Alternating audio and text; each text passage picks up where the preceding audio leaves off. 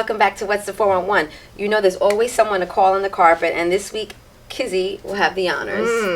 In a year defined by the declaration Black Lives Matter, we close it out with yet another case that seems to prove that they don't matter. The cops involved in the shooting death of Tamir Rice, the 12-year-old boy in Cleveland, who was shot while holding a fake gun in the park, will not face any criminal charges. Wow. The Ohio prosecutor, Tim McGinty, in this case, said, given this perfect storm of human error, mistakes, and communications by all involved that day, right? The evidence did not indicate criminal conduct by the police. Now, he went on to say, it is likely that Tamir, whose size made him look much older, and who had been warned his pellet gun might get him into trouble that day, either intended to hand it over to the officers or show them it wasn't a real gun. But there was no way for the officers to know that because they saw the events rapidly unfolding in front of them in a very different perspective. Now, people took a lot of issues with that statement. First of all, it seems like McGinty's trying to blame Tamir for his own death, saying, oh, well, he's bigger for his age and people warned him. He's 12. He's 12, right?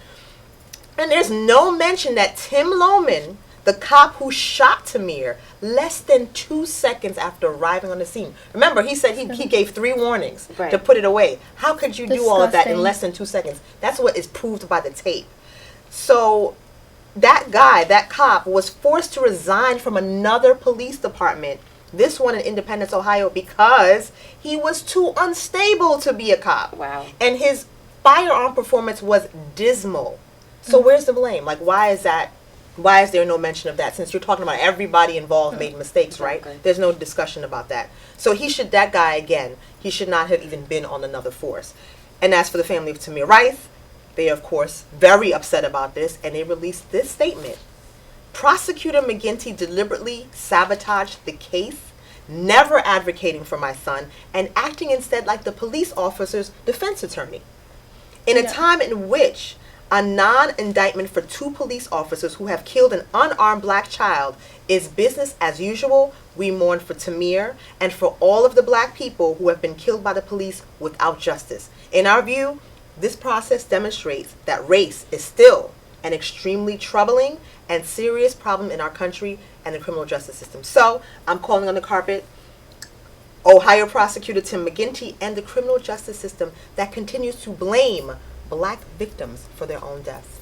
It's horrible. It seems like this justice system, they like to make excuses for black lives that are going to waste instead of bringing them justice. So it's very disappointing, and I'm used to it now at this point. It's so sad. I mean, isn't it sad? I mean, 2015, literally, it was just case after case after case.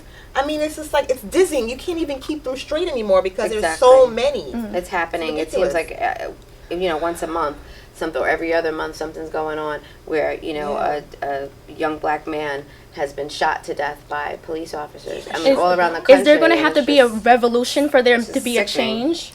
I don't know. I mean, always have to hit him in the pocketbooks or something. When we stop buying stuff, all of a sudden people say, oh, whoa, sometimes you're not buying anything. We got to get you back in the stores. Let's make some changes. I mean, something has to happen. Yeah, people can't get used to this nonsense. They actually have to take action and do something about it. Yeah, I mean, Black Lives Matter. They're trying. Yes. They're trying very hard, to do what they do. But again, even you see what happened in Oregon, what's happening right now in Oregon, where that whole white militia, 150 armed men, took over a federal building and is saying, you are not taking us out of here by force. If you do, we will shoot.